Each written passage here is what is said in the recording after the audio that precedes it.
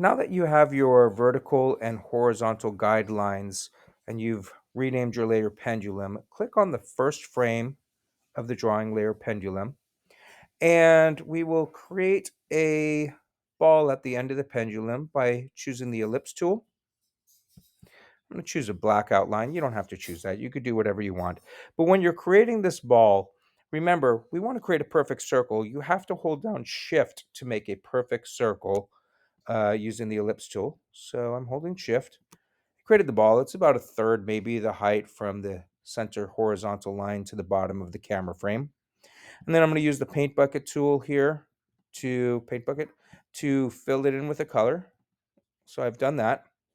And now I want to go ahead and add, let's move the ball actually center first. So click the select tool right here at the top.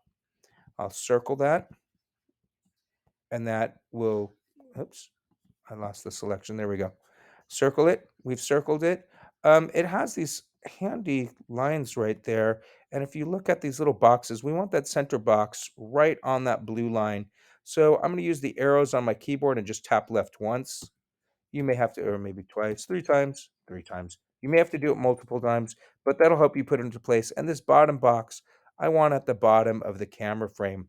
That's a good place for the ball, so I'm going to go ahead and click off of that. And now I'm going to go ahead and create a line that's going to represent our string from the ball up to the top of the camera frame. For that, I'm going to use my line tool right here under the ellipse tool.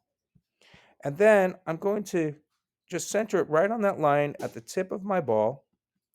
And I'm going to click and drag. Oops, let's try that again. Click and drag.